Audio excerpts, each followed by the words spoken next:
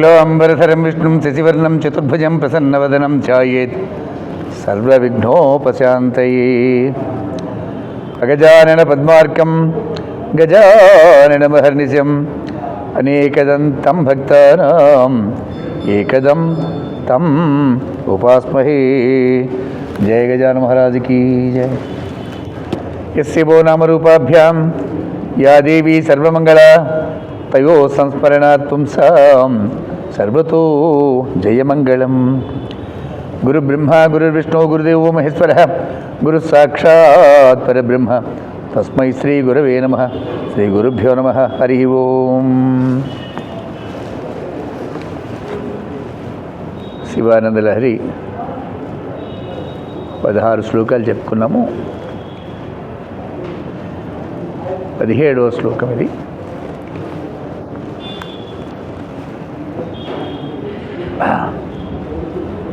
పదహారవ శ్లోకంలో తన యొక్క దైన్య స్థితికి కరుణించినటువంటి పరమేశ్వరుడు తన భక్తి ప్రపత్తులకి మెచ్చి విధిలిఖితమైనటువంటి నా దైన్యానికి కారణమైనటువంటి ఆ బ్రహ్మ యొక్క తలను ఎక్కడ గిల్లేస్తాడో అనేటువంటి అనుమానంతో పరమాత్మ వద్దు, బ్రహ్మ యొక్క 4 ముఖాలు ఉండని, రాస్తే రాశాడు, నువ్వు ఉండగా నాకేంటి దిగులు అన్నట్టుగా ఒక భావాన్ని అక్కడ ప్రకటించారు. తరువాత తదుపరి 17వ శ్లోకంలో ఫలాద్వా పుణ్యానాం మయి కరుణయా వా త్వయి విభో ప్రసన్నే అపి స్వామిన్ భవదమలపాదాబ్జయుగళం కథం పశ్చేయం మాం స్థగతి నమ సంభ్రమజుషాం నిలింపానాం శ్రేణి నిజగనక మాణిక్యమకుటై. హర నమ పార్వతీపతే. హర హర మహాదేవ. ఫలాద్వా పుణ్యానాం, పూర్వజన్మల్లో చేసినటువంటి పుణ్యఫలమా లేదా ఉన్నట్టుండి నా మీద నీకు దయ కలిగిందా? మయి కరుణయా వా త్వయి విభో, నా మీద అనుకోకుండా నీకు దయ కలిగిందా పరమాత్మ? లేదా ఎన్నో జన్మల్లో చేసుకున్నటువంటి పుణ్యఫలమా ఇది? అర్థం కావట్లేదు. నీ దర్శన భాగ్యం లభించింది నాకు. దర్శనానికైతే వచ్చాను, కానీ నాకన్నా ముందు నిలబడినటువంటి నిలింపాది దేవతలు ఎవరైతే ఉన్నారో, యక్షులు, గంధర్వులు, కిన్నెరులు, కింపురుషులు, దేవతలు, వసువులు, ఆదిత్యులు, రుద్రులు, ఒకళ్ళనొకళ్ళు తోసుకుంటున్నారట శివుడి యొక్క పాదాలకి నమస్కారాలు చేయటం కోసం. ఎత్తైనటువంటి ఆ కిరీటాలు ధరించి ఆ కిరీటాలతో సహా వారి శిరస్సుని శివుడి యొక్క పాదాలకి తాకించడం కోసము నేను ముందు అనుకుంటూ వారు మహా హడావిడిగా సందడిగా ఉన్నటువంటి ఆ సమూహంలో నా బోటి బడుగు వర్గం వాడు, వైట్ రేషన్ కార్డు బాపతు మనం, నాకెక్కడ సాధ్యమవుతోంది నీ పదదర్శనము? ఏ జన్మలో చేసినటువంటి పుణ్యం వల్ల ఇక్కడి దాకా రాగలిగాను, కానీ నీ పదదర్శనానికి నోచుకోలేకపోతున్నాను పరమాత్మ అనేటువంటి ఒకటి భావం అక్కడ. దేవతలందరూ కూడా శివదర్శనార్థమై నిత్యము కూడా ఆ కైలాసానికి వెళ్తూ ఉంటారు.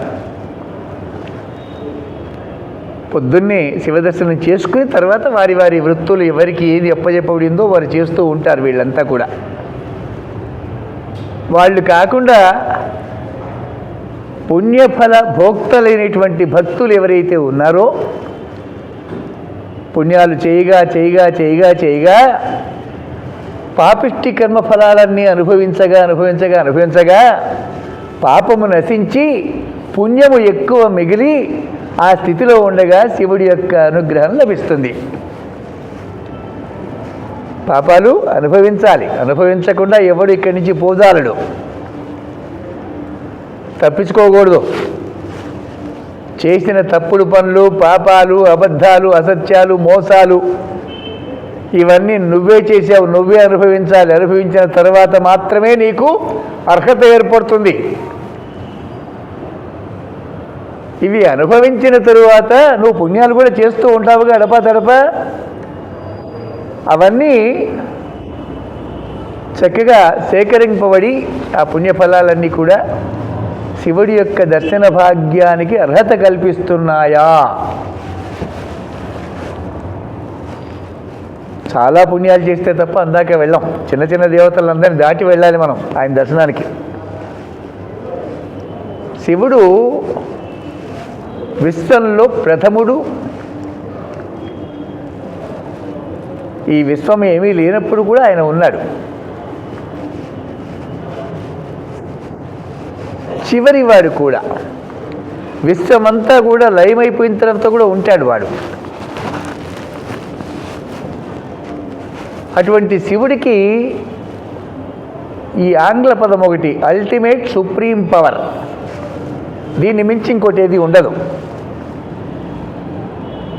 అటువంటి శివదర్శనము, శివనామాన్ని తలవటము, శివుణ్ణి ఆరాధించటము, శివకథలు వినటము, భావన చేయటము, ఆ శివతత్వాన్ని ఇలా పదే పదే చేసుకుంటూ పోతూ ఉంటే కొంతవరకు నీ సంసార భారం యొక్క ఆ బరువు తగ్గిపోయి మనస్సు తేలికపడి మనస్సు సత్కార్యాల వైపుకు వెళ్తుంది. సాధారణంగా మనస్సు తన బాధ్యతల్ని నిర్వర్తించడానికి ఉండే మార్గాలన్నీ అన్వేషిస్తూ ఉంటుంది. తన ఇల్లు, వాకిలి, భార్య, పిల్లలు, పిల్లల చదువులు, పెళ్ళిళ్ళు, తనకి రావాల్సినవి, పోవలసినవి, ఆస్తులు, అప్పులు, ఇవన్నీ ఎక్కువ సంచారం మనస్సు వీటి అందే సంచరిస్తుంది. ఈ అన్ని విషయాల్ని పక్కన పెట్టి ఈ మనస్సు సత్కార్యాలను సంచరించాలంటే ఒకంత పుణ్యం చేసి ఉండాలి. నువ్వు పుణ్యకార్యాలు ఏమీ చెయ్యకుండా మనస్సుకి ఆ సంస్కారం లభించదు. సదా పరమాత్మ దర్శనాన్ని అభిలషించటము, కోరుకోవటము. కైలాసానికి వెళ్తే సజీవంగా చూస్తాము, ఆలయానికి వస్తే జీవ కళ ఉన్నటువంటి ఆ మూర్తిని చూస్తాం. నిరాకార పరబ్రహ్మైనటువంటి మూర్తి రూపంలో దర్శనం కలుగుతుంది ఆలయాల్లో, శివాలయాల్లో. నీకు శరీరం ఉంది కదా, కాబట్టి నువ్వు శరీరవి, దీని దర్శనం ఇదే. శరీరధారులకి అందరికీ కూడా మూర్తి దర్శనమే. నువ్వు శరీరాన్ని వదిలిన తర్వాత నువ్వు ఆత్మస్వరూపుడివి కదా, జీవాత్మ, అప్పుడు పరమాత్మ దర్శనం. నువ్వు దేన్ని చూడదలుచుకున్నావు నువ్వు దానిగా మారాలి. నా రుద్రో రుద్రమర్చయేత్. రుద్రుడిగా మారితే తప్ప నువ్వు రుద్రుడిని ఆరాధన చేయలేవు కదా. పరమాత్మ యొక్క స్వరూప స్వభావాల్ని ముందు తెలుసుకుని, వినగా వినగా వినగా తెలుసుకుని నువ్వు ఆ మాదిరిగా మారాలి. పరమాత్మ లక్షణాలు ఏమిటి? నిరాడంబరత్వం. ఎటువంటి భేషజాలు, ఆడంబరాలు ఏమీ ఉండవు. ముందు ఆ గుణం అలవాటు అవ్వాలి. ఒక్కరోజు పూజ చేసి అయ్యప్ప స్వాములు కానీ ఇంకోళ్ళు కానీ అన్నదానం చేస్తున్నామని ఫోటోలు వేసుకుని బ్యానర్లు కట్టి ఎందుకు ప్రచారం చేసుకుంటున్నావు? ఒక్కళ్ళకి నువ్వు పెట్టే పిడికలు మెతుకులకి ఇంత కటౌట్లు బోల్డ్ ఖర్చు పెట్టి ఫోటోలు వేసుకుని ప్రచారం చేసుకుని ఎందుకు చేస్తున్నావు? ఇది అది దానం అంటారా? దాన్ని గుప్తంగా చెయ్యాలి కదా. ఆడంబరత్వాలు ఇవన్నీ కూడా. ఇటువంటి ఆడంబరాలు ఉండకూడదు. నువ్వు చేసింది నీకు తెలియాలి, వాడికి తెలియాలి, మిగతా వాళ్ళకి తెలియాల్సిన అవసరం లేదు. ఒక సత్కార్యం, చిన్న సత్కార్యం చేసి పెద్ద ప్రచారం చేసుకుంటున్నావు. ఈ దుర్లక్షణాలు మానాలి. నిరాడంబరత్వం, ఎటువంటి ఆడంబరాలు ఉండకూడదు. చెయ్యవలసిన పని మీద ధ్యాస ఉండాలి. నేను ఈ పని చేస్తున్నానంటూ ఒకటే డప్పు కుట్టుకోకూడదు. చేస్తున్నాను, చేశాను, నేనే చేస్తాను, ఇవి దుర్లక్షణాలు అంటారు. చెయ్యవలసిన కార్యం నిర్ణయమైందా? నీ సంకల్పం బలంగా ఉందా? నీ మనస్సు మిగతా విషయాలందు సంచారం మాని నీ సంకల్పానికి అనుగుణంగా పనిచేస్తోందా? ఆ సంకల్పం సత్సంకల్పమా? 10 మందికి ఉపయోగపడేదా? సమాజానికి ఉపయోగపడుతోందా? లేదా నిన్ను నువ్వు ఉద్ధరించుకోవడానికా? రెండిట్లో ఏదో ఒకటి ఉండాలి. ప్రచారం చేయకుండా, ఆడంబరాలు లేకుండా, భేషజాలు లేకుండా, గొప్పలు చెప్పుకోకుండా మౌనంగా కార్యసాధన సాధించాలి. అది నిరాడంబరత్వం లక్షణం. అది శివుడికి ఉంటుంది. వాడు నిరాడంబరుడు కాబట్టి మనం కూడా అలా మారితేనే ఆ మార్గం సుగమం అవుతుంది మనకి. తర్వాత అస్థేయము. ఎవరి నుంచి ఏమి తీసుకోకూడదు. మనం ఎవరి నుంచి ఏమి తీసుకోకూడదు. ఎవరిది దొంగతనం చేయకూడదు. మనస్సుతో, వాక్కుతో, శరీరంతో ఏది తీసుకోకూడదు. ఇరుక్కుపోతావు కర్మలో. సత్యము. పీకల మీదకి వచ్చిన సత్యమే చెప్పాలి. ఒకవేళ మనం సత్యం చెప్పటం వల్ల ఏదన్నా ఆపద సంభవిస్తుంది, ఎవరికైనా ఇబ్బంది అవుతుంది అనుకున్నప్పుడు అసత్యం ఆడకు, సత్యం కూడా చెప్పకు, మౌనంగా ఉండు. అది మన వరకు. శివుడి కట్టగా సత్యమే శివుడు. దయ. సమస్త జీవరాశులు యందు దయ కలిగి ఉండాలి. అది అలవాటు చేసుకోవాలి. అన్ని శరీరాల్లో జీవుడు ఒకే జీవుడే ప్రకాశిస్తున్నాడు. మానవ దేహంలో ఉన్న, బలిలో ఉన్న, పిల్లిలో ఉన్న, నక్కలో ఉన్న, కుక్కలో ఉన్న ఒకే జీవాత్మనే. ఆకలి, అన్నము, నిద్ర, మైథునము, కోరిక, సంతానము, సంసారం అన్ని జీవులకి సమానం. అన్ని జీవుల్ని సమానంగా చూడగలిగేటువంటి ఒక ధ్యాస నీలో కుదరాలి. దయ కలిగి ఉండాలి సమస్త జీవరాశుల మీద కూడా. అవతల వాళ్ళకి ఆపద వచ్చింది, ఇబ్బందిగా ఉంది, కష్టంగా ఉంది, నీకు చేతనవుతుంది కదా, అదికో కష్ట. దయ కలిగి ఉండు. దయ, జాలి, మైత్రి. అందరి యందు మిత్రత్వం కలిగి ఉండాలి. శత్రుత్వ భావాలు నశించాలి. ఇట్లాంటి సల్లక్షణాల యొక్క పరాకాష్ట పరమశివుడు అంటే. నువ్వు ఆ మాదిరిగా మారినప్పుడే వాడికి అభిముఖంగా నిలబడగలుగుతావు. అది ఒక జ్యోతి, దీపం. అది నువ్వు కూడా దీపంగా మారినప్పుడే రెండు దీపాలు ఒకటవుతాయి. నువ్వు కూడా ప్రకాశమానంగా ఉంటే ఆ ప్రకాశంలో లీనమవుతావు. కాబట్టి పరమాత్మ యొక్క స్వరూప స్వభావాల్ని తెలుసుకుని సాధన చేసి దుర్గుణాలన్నింటినీ శరీరంలోంచి, మనస్సులోంచి, బుద్ధిలోంచి తొలగించి అన్నము, నిద్ర వీటి మీద అదుపు సాధించి, కాసేపు ఆకలికి ఆగలేకపోతే ఏ సాధన చేయలేవు నువ్వు. నిద్రకి ఆపుకోలేకపోతే ఏం పనికిరాదు సాధన. నిద్ర, అన్నము వాటిని అదుపు చేయాలి. అదుపు చేయకపోతే తామసగుణం పెరుగుతుంది. తామసగుణంలో ఏ సాధన కూడా ఫలించదు, ఫలితాన్ని ఇవ్వదు. సాత్విక లక్షణాలు, సాత్విక గుణాలు కలిగినప్పుడు మాత్రమే సాధనా మార్గాలకు అనువుగా ఉంటుంది శరీరం. తామస గుణం ఏర్పడినప్పుడు శరీరం సహకరించదు నీకు. లేదా విపరీతమైన ఆకలిస్తుంది, లేదా నిద్ర వచ్చేస్తుంది. ఏం చేయలేవు నువ్వు. వాటి మీద అదుపు సాధించాలి. జీవరాశుల యందు ప్రేమ, ఆకలి, నిద్ర ఈ రెండింటిని అదుపు చేయటము, సమస్త జీవరాశుల్లో పరమాత్మని వెతకటం. అందరిలోనూ ఉన్నాడు పరమాత్మ. చాలా సూక్ష్మం. ఈ పాలలోంచే నెయ్యి వస్తుంది, ఆవు నెయ్యి. ఆవు పాలు తీసుకుని కాచి, తోడుబెట్టి, పెరుగు చేసి, మజ్జిగ చేసి, చిలికి, వెన్న చేసి దాన్ని కరగబెట్టి వస్తుంది నెయ్యి. ఉంది, కానీ అంత సాధన చేస్తే కానీ సాధ్యం కాదు. అలాగే అన్ని జీవరాశుల్లో, అన్ని దేహాల్లో పరమాత్మ ఉన్నాడు. వాడిని చూడాలి. నువ్వు చూడాలనుకుంటే నీకు ఆ మార్గం తెలియాలి. అందరిలోనూ ఒకే పరమాత్మ ప్రకాశిస్తున్నాడు. అవతల వాళ్ళని చూడగానే నీకేం కనిపిస్తున్నది? వాళ్ళలో వీడు మంచివాడు కాదు, వీడు దుర్మార్గుడు, వీడు పిసినారి, వీడు ఉన్నదంతా పోగొట్టున్నాడు, ఇట్లాంటి గుణాలు కనిపిస్తున్నాయా? వాడివి కాదు, అవి నీవి. నీలో ఉన్న గుణాలే వాళ్ళలో కనపడుతున్నాయి నీకు. నీలో ఉండవలసిన మంచి ఉంటే ఆ మంచి కనపడుతుంది అవతల వాళ్ళు. నీలో చెడు ఉంటే అవతల వాళ్ళు చెడు కనపడుతుంది. నీకు ఎందుకు ఎంతమందిలో దుర్గుణాలు కనపడుతున్నాయి? నీలో ఉన్నాయి కాబట్టి కనపడుతున్నాయి. నీలో లేకపోతే కనపడవు కదా. నిన్ను నువ్వు దిద్దుకోవాలి.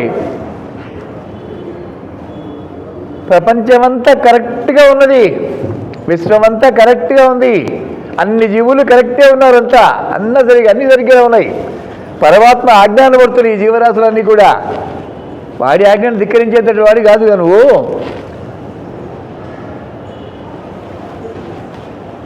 ఒక అరణ్యంలో ఒక పులి, ఒక నక్క, ఒక తోడేలు, ఒక లేడీ, ఒక జింక, ఒక దున్నపోతు, ఒక ఆవు, రకరకాల జంతువులు అన్నీ కలిసే ఉన్నాయి. అది క్రూరమైంది. దానికి ఎదుగుండా సాత్వికం పడితే కొట్టి చంపేస్తుంది, తినేస్తుంది. అది విశ్వం కూడా అంతే. పరమాత్మని సృజించారు దాన్ని దీన్ని అన్నిటి కూడా. నువ్వు ఎవడైతే చెడ్డవాడు అనుకుంటున్నావో వాడిని కూడా ఈశ్వరుడే సృష్టించాడు. నువ్వు తెలుసుకోవాల్సిన విషయం ఏంటంటే నిన్ను నువ్వు సంస్కరించుకోవాలి. ప్రపంచాన్ని సంస్కరించే పని చేయకు, నీ వల్ల కాదది. సముద్రంలో సూర్య ఎత్తికే పని చేస్తున్నావు నువ్వు, అది అసాధ్యం. అది నిన్ను నువ్వు సంస్కరించుకో. నీలో ఉండే దుర్గుణాలన్నీ ఒకటి వదిలేసేయాలి.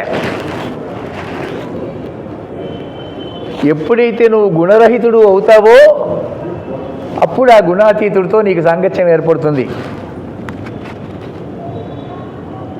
అలా ఏ జన్మలో ఏమేం పుణ్యాలు చేసుకుంటూ వచ్చానో పరమాత్మ ఫలాత్మ, ఏ పుణ్యఫలం వల్ల వచ్చిందో ఇందాక వచ్చాను నేను. మై కరుణయా, నా యందు నీకు ఉన్నటువంటి ప్రేమ పుట్టుకొచ్చేది, ఉన్నటువంటి పరమాత్మకు ఒకసారి మూడు వచ్చేస్తుంది. ఎవడి ఎందుకు కలుగుతుందో అది తెలియదు.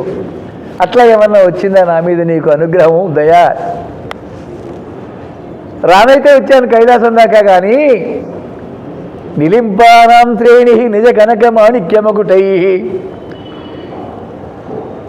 అనేక రకాల మాణిక్యాలు మణులతో పొదగబడినటువంటి ఆ కిరీటాలని ధరించి ఒకళ్ళని మించి ఒకళ్ళ తర్వాత ఒకళ్ళు తోసుకుంటూ ఆ శివపద దర్శన భాగ్యం కోసం వారు తప్పిస్తున్నారు. వాళ్ళందరూ కూడా దేవతలు. వీళ్ళందరూ అయ్యేది ఎప్పుడు, నాకెప్పుడు దర్శనం కలుగుతుందని పాపం బడుగు జీవి. రాలేక ఇంతకాలం నాకు భాగ్యం వచ్చింది, కైలాసం వచ్చేటువంటి అవకాశం. కానీ ఈ దేవతలందరూ కూడా అక్కడి దాకా నన్ను చేర్చట్లేదు పరమాత్మ అనుకుంటున్నాడు.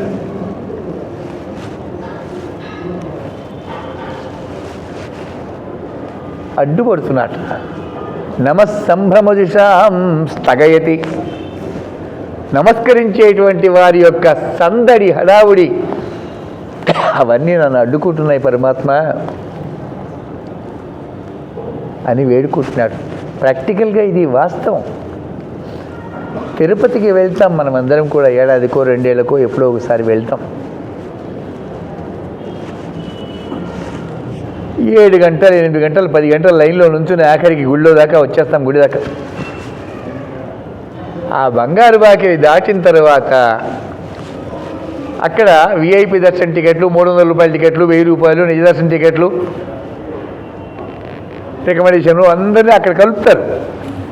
అప్పటిదాకా మన లైన్ వేరే ఉంటుంది. లోపలికి వెళ్ళే కొద్దీ ఒక్కొక్క జాగాలో ఒక్కొక్క లైన్ కలుస్తూ ఉంటుంది అనమాట. తీరా స్వామివారి దగ్గరికి వచ్చేసరికి అన్ని లైన్లు ఒకటైపోతాయి. అక్కడ భగవంతుడు ఎదురుగుండా ఉంటాడు. అక్కడ చక్కగా ఏర్పాటు చేశారు. అక్కడ వాళ్ళ ఏర్పాటు అద్భుతం నిజంగానే. అది కానీ మన ధ్యాస ఉండదు కదా. చక్కగా ఆ ర్యాంప్ లాగా ఉంటుంది అక్కడ. మనం అక్కడ దాకా వెళ్ళిన తర్వాత ఎదురుగుండా అద్భుతం కనపడతాడు భగవంతుడు. కానీ దర్శన భాగ్యం నీకు ప్రసాదించడం ఇష్టం లేనటువంటి ఆ భగవంతుడు పరమపాపిష్టివాడి. నువ్వు వాళ్ళ కొంపల ముంచి వీళ్ళ కొంపల ముంచి నానా అబద్ధాలాడి పచ్చి మోసాలు చేసి ఆ పాపాలు పోగొట్టుకోవడానికి తిరుపతికి వచ్చావు నువ్వు. వాడికి తెలీదా? వాడు అన్ని సర్వసాక్షి. వాడు నీకు దర్శనం ఇవ్వడం వాడికి ఇష్టం లేదు. రావణుడిదే వచ్చేసావు నువ్వు రాత మీదకి. పక్కనే ఎవరు దోశారు, తైకుండా నేనెక్కడ చూసాను, వాడు చూసాను మీరు అంటాడు. అక్కడ చిన్న వాదన క్రియేట్ అవుతుంది. అక్కడ చిన్నగా తోయకండి, వీడు దోస్తాడు, వాడు చూస్తాడు. లైన్ కదులుతూనే ఉంటుంది, ఆగదు. బాగా గమనించి చూసుకోండి, కదులుతూనే ఉంటుంది. అది వీడు చూస్తుంటాడు ఇటు. తీరా దేవుడి దగ్గరికి వెళ్ళిన తర్వాత వాళ్ళు సెక్యూరిటీ వాళ్ళు లాగేస్తారు, చూసింది పోవాలి, బయటకు వచ్చేస్తాడు. ఇక వెనక్కి తిరగడం కుదరదు. దర్శనం కలగలే వాడికి. గొడవ క్రియేట్ చేసింది పరమాత్మనే. ఇక్కడ నీకు అర్థం కావట్లే. నీ తామస గుణము, నీ అవివేకము, నీ స్వార్థ గుణాలు, జీవుల పట్ల నువ్వు ప్రవర్తించిన తీరు, ఈశ్వరుడు అన్ని సాక్షి, వాడు చూస్తాడు. సమయం వచ్చేదాకా వెయిట్ చేస్తాడు, సమయం వచ్చినప్పుడు కట్ చేస్తాడు. వాడి యొక్క గొప్పతనం అది. నీ పక్కనే వాళ్ళకే చక్కగా ఒక భావం పుట్టించాడు. అటు దోశాడు, ఇటు దోశాడు, అటు దోశాడు. నువ్వు దేవుడు దర్శనం లేకుండా బయటకు వచ్చేసావు లైన్లో వచ్చి. మళ్ళీ వెళ్ళాలి, 8 గంటలు 10 గంటల లైన్లో ఉంచోవాలి, లేకపోతే టికెట్ కొనుక్కొని ఉంచవాలి. ఇవ్వడు దర్శనం పరమాత్మ. నువ్వు అనుకున్నంత కాదు. డబ్బులు ఉన్నాయి నేను పెట్టి విఐపి టికెట్ కొనుక్కుంటానని, ఏం కొనుక్కున్నా దర్శనం ఉండదు.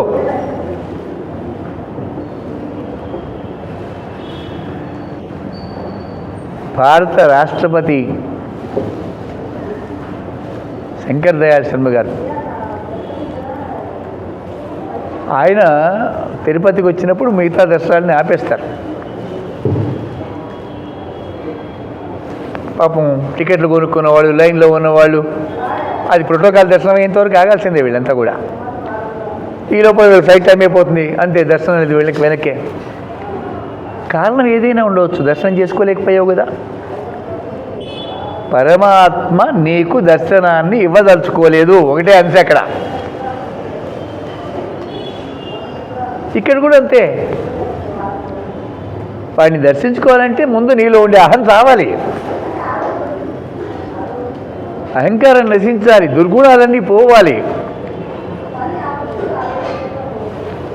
మొన్న ఒక శ్లోకంలో చెప్పుకున్నాం మనం, అవ్యక్తము వ్యక్తము. కనపడుతున్న ప్రపంచం ఎంత ఉందో కనపడింది అంతకన్నా ఎక్కువ ఉంది కనపడకుండా ఉన్న ప్రపంచం. ఆ కనపడని ప్రపంచమే కనపడే ప్రపంచంగా మారుతున్నది. అవ్యక్తము పరమాత్మనే, వ్యక్తము పరమాత్మనే. నువ్వు చూస్తున్న ప్రతి పదార్థములో పరమాత్మ ప్రకాశిస్తున్నాడు. పరమాత్మని చూడాలి అనే తపన నీలో బయలుదేరేంత వరకు అది తెలియదు, అది వస్తువుగా కనపడుతుంది. తపన బయలుదేరే కొద్దీ కూడా అన్నీ పరమాత్మ యొక్క సృష్టిలోని భాగాలన్నీ కూడా పరమాత్మనే. భగవంతుణ్ణి చూడాలి అని నీలో విపరీతమైన తపన కలిగినప్పుడు పరమాత్మ కనపడతాడు ఆ రాయిలో. ఏదో సోమవారం కదా వెళ్ళొద్దాం గుడికి అని చెప్పి గంట కొట్టి చూస్తావా, రాయే ఉంటుంది అక్కడ, దేవుడు ఉండడు. అదే రాయి అదే దేవుడు, అదే దేవుడే రాయిగా కనపడతాడు, అదే రాయే దేవుడిగా కనపడుతుంది. నీవు చూసే దృష్టిలో ఉంటుంది నాయన. అన్ని ఇంద్రియాలు పరమాత్మ వైపు తిప్పితే పరమాత్మ కనపడతాడు. కన్ను మాత్రం ఉంటే రాయి కనపడుతుంది అక్కడ. నిన్ను సంస్కరించుకో, నీలో ఉండే దుర్గుణాలని తొలగించుకో, సన్మార్గం వైపుకి రావాలి. ఏదో చేసేస్తామనే భ్రాంతి వదులు. శరీరం కదా, కర్మ చేయక తప్పదు కదా, చెయ్యి, వద్దంటలేదు. డబ్బు సంపాదించొద్దని చెప్పండి, సంపాదించు. ధార్మికంగా మోసాలు చేసి సంపాదిస్తే ఎంత మోసం చేసి ఎంత సంపాదించావో అంతకి వడ్డీతో సహా ఇంకో మార్గంలో వెళ్ళిపోతుంది, అది ఉండదు. ధార్మికంగా సంపాదించాలి, కష్టపడి సంపాదించాలి, పని చేయకుండా తినకూడదు. ప్రభుత్వం వాళ్ళు తెరగా ఇస్తూ ఉంటారు, రూపాయి కిలో బియ్యం, 2 రూపాయల కిలో బియ్యం, ఫ్రీ కరెంటు. ఏ చేతగా సంపాదించుకోలేవా, వద్దని చెప్పు, తీసుకోవద్దు. నాకు అవసరం లేదు, నేను కష్టపడే గుణం ఉంది నాకు, అడుక్కునే వాళ్ళని తయారు చేస్తుంది గవర్నమెంట్. నేను అడుక్కోను, పౌరుషం ఉంది నాకు, సంపాదిస్తాను. కష్టపడి సంపాదించు. ఎందుకు ప్రభుత్వం ఇచ్చే ఊరికేవన్నీ ఫ్రీ ఇవన్నీ తీసుకుంటావు, తీసుకోవద్దు. ఎవరు సొమ్మిస్తున్నాడు వాడు, వాడిదా?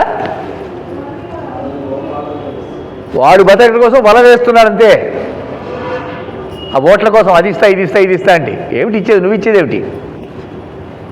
కష్టపడి సంపాదించాలి. ఆ సంపాదించిన దాంట్లో కొంత దాన ధర్మాలు కట్టిపెట్టుకోవాలి. ఎవరికి పెట్టకుండా నా కష్టాన్ని నేనే తింటా అనుకున్నావో తినలేవు. కొంత భాగం దానము ధర్మము. ఏ సమాజం నువ్వు ఎదగడానికి సహకరించిందో ఆ సమాజానికి నువ్వు తిరిగి చేయాలి కొంత. అన్నీ తినేసి వెళ్ళిపోదాం అనుకోవద్దు, అవివేకం అది. నువ్వు ఇంత వాడి అవ్వడానికి ఈ సమాజం కదా కారణం. ఈ సమాజంలో అందరూ తలా ఒక సహకరించారు కదా నీకు ఏదో ఒక పనిలో. వాళ్ళకి అవసరం లేదు నీ సాయం, ఇంకెవరికి అవసరం ఉందో చేయాలి. నువ్వు ఒక చోట అందుకుంటే ఇంకోళ్ళకి ఇస్తావు. అది ఎవరికి ఇవ్వకుండా మాత్రం పోకూడదు ఇక్కడి నుంచి. నువ్వు ఇంతవాడు అవడానికి ఎంత సహకారం అందుకున్నావు వీళ్ళ సమాజంలోంచి, ఇంకొకరికి నువ్వు ఇవ్వాలి నాయన. అదే ధర్మం. అందుకని నీ సంపాదనలో కష్టార్జితంలో కొంత భాగం దాన ధర్మాలు కట్టిపెట్టుకోవాలి. కొంత భాగం తీర్థయాత్రలు చేసింది పెట్టుకోవాలి. ఏ తీర్థయాత్ర చేయకుండా ఉంటే మొద్దుబారిపోతుంది మెదడు. తీర్థమో క్షేత్రమో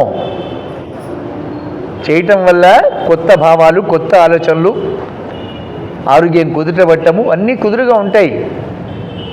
ఊరికే చెప్పాలి తీర్థయాత్రలు అనేవి.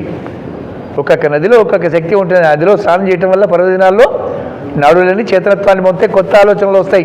ఇంకో కొత్త కార్యక్రమం మొదలెట్టావు, సక్సెస్ఫుల్ మ్యాన్గా ఉంటావు. ఇక్కడ నువ్వు పొద్దున ఆఫీస్కి వెళ్ళి రాత్రి వచ్చి పడుకుంటా, పొద్దున వెళ్తా సాయంత్రం వెళ్తా, మొదలెట్టినప్పటి నుంచి 50 రోజులు రిటైర్ అయ్యేదాకా ఒకటే సేమ్ ఎద్దే. ఇంట్లోంచి పొలానికి వెళ్తుంది, పొలాన్ని నుంచి ఇంటికి వస్తుంది. దానికి నీకు పెద్ద తేడా ఉంటుంది. అడపా తడపా తీర్థయాత్రలకి వెళ్తూ ఉండాలి. పిల్లల్ని ప్రయోజకులుగా పెంచాలి. ఫీజులు కట్టేసాము, ట్యూషన్ చెప్పిస్తున్నాము అని అనుకోకూడదు. వాళ్ళు ఎవరితో సహవాసం చేస్తున్నారు, వాళ్ళ అలవాట్లు ఎట్లా ఉన్నాయి, ఏం మాట్లాడుతున్నారు గమనిస్తూ ఉండాలి. లేకపోతే వాళ్ళు చేసే పాపాల్లో నీకు వాటా వచ్చేస్తుంది నాయన.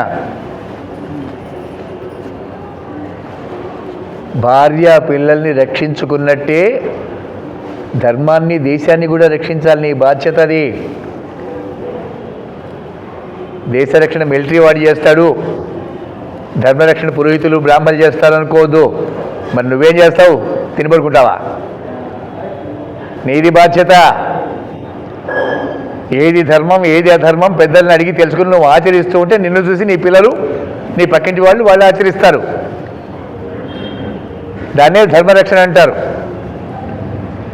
దేశ రక్షణ కూడా నీ బాధ్యతే. ఈ కాస్త దేశాన్ని కాపాడుకోకపోతే ఎక్కడికి పోతావు? ఇతరులు దేశాన్ని ఆక్రమించడం కోసం వాళ్ళ ప్రయత్నాలు వాళ్ళు చేస్తూ ఉంటారు. నువ్వు రక్షించుకోవా, కాపాడుకోవా దేశం? నీ పిల్లలు మరి ఎక్కడికి పోతా అనుకుంటున్నావు? దేశ రక్షణ, ధర్మరక్షణ రెండు మన బాధ్యతలే. భార్య పిల్లల్ని ఎలా కాపాడుకుంటున్నావో కష్టపడి సంపాదించి, అలాగే ధర్మాన్ని, దేశాన్ని కూడా కాపాడాలి. నాకెందుకులే అనుకోకూడదు. అందరూ కలిస్తేనే దేశం. ఎవరికి వాడు ఉంటే దేశం అనేది ఉండదు. వేరే వాళ్ళు వచ్చి తన్ని ధర్మేస్తారు మనల్ని. ఎక్కడికి పోతావు?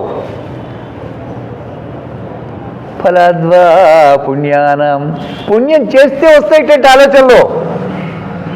ఏ పుణ్యం చేయని వాడికి రావు. తిందామా, పడుకుందామా, సంపాదిద్దామా, ఇదే ఉంటాయి వాడికి, వేరే ఉండవు. పుణ్యకార్యాలు చేస్తూ ఉంటే మంచి ఆలోచనలు వస్తాయి, సంస్కారవంతమైన ఆలోచనలు. భార్య పిల్లల రక్షణ నుంచి దేశ రక్షణ వరకు నీ బాధ్యత ఏంటో నీకు అర్థమవుతుంది. ఉచితంగా వచ్చేవి తీసుకోవద్దు, వద్దని రిజెక్ట్ చేసేయి. ఫ్రీగా ఇస్తుంది గవర్నమెంటు. ప్రభుత్వాలు ఒక్కొక్క ప్రభుత్వం మారి కొద్దీ ఒక్కొక్కరు ఏదో ఇస్తుంటాడు. ఒకడు బియ్యం ఇస్తాడు, ఇంకొకటి రేషన్ కార్డు ఇస్తాడు, ఏదో ఇస్తుంటాడు. ఏం సంపాదించలేవా? కష్టపడలేవా? కష్టపడి సంపాదించు. అయాచితంగా ఊరికే వచ్చేవి సమస్యలుగా మారుతాయి ఒక రోజుకి. ఎవరి కష్టార్జితమో నువ్వెట్లా అనుభవిస్తావు? వాళ్ళ ఓట్ల కోసం వాళ్ళు ఏదో నాటకాలు ఆడతారు. అది ఇస్తా ఇది ఇస్తా అంటూ ఓట్ల కోసం. కానీ ఎవరు డబ్బు ఇస్తున్నారు? తన డబ్బు కాదు కదా, ఎవరిదో కష్టార్జితం, దాన్ని ఇస్తున్నారు. ఎవరో కష్టార్జితం చేసి నువ్వు ఎట్లా అనుభవిస్తావు? అందుకనే వద్దు, తీసుకోవద్దు. అందరూ కనుక ఇలా రిజెక్ట్ చేస్తే అప్పుడు వాళ్ళకు కూడా బుద్ధి వస్తుంది కొంచెం. ప్రభుత్వం ఉన్నది దేశ రక్షణ కోసము, ప్రజలకి సదుపాయాలు చేయడం కోసం. అవన్నీ వదిలేసి నీకు కిలో 2 రూపాయలకి ఇస్తాను బియ్యము, బట్టలు ఫ్రీగా ఇస్తాను, ఏమేమో మాట్లాడుతున్నారు. ఇవన్నీ ఫ్రీ అనేసరికి ఎగబడుతున్నారు. తీసుకోకూడదు, పాపం అది. సత్కార్యాలు చేస్తూ ఉంటే సంస్కారాలన్నీ జాగృతమవుతూ ఉంటాయి. లోపల నిక్షిప్తమైనటువంటి ఆ జ్ఞానం అంతా కూడా చక్కగా ప్రకాశిస్తుంది. మంచి పనులు చెయ్యాలి, చల్లగా మాట్లాడాలి, తీయగా మాట్లాడాలి, ఎవరిని నొప్పించకూడదు. నీ శత్రువైనా సరే వాడితో కూడా మధురంగా మాట్లాడు. వాడు ఎలా మాట్లాడినా పర్వాలేదు, నువ్వు మాత్రం తీయగా చల్లగా మాట్లాడు. ఏదో ఒకనాడికి మారుతాడు వాడు. ఎందుకంటే లోపల ఉన్నాడు పరమాత్మ, వాడితో మాట్లాడుతున్నావు నువ్వు. మధురంగా మాట్లాడాలి, చేతనైంతో సాయం చేయాలి ఇతరులకి. అంత తినేద్దాం అనుకోవద్దు. నీకెంత చేతనైతే అంత సాయం చేస్తూ పోవాలి.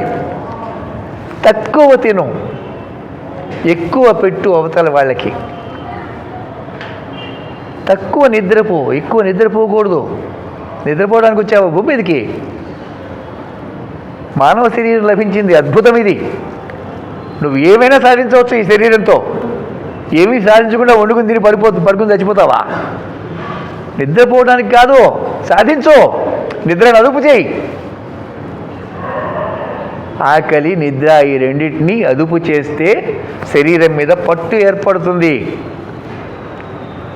నీ శరీరం నువ్వు చెప్పినట్టు వింటుంది, లేకపోతే శరీరం చెప్పినట్టు నువ్వు వింటావు. ఆవులింతలు వస్తాయి, పోయి పడుకుంటావు.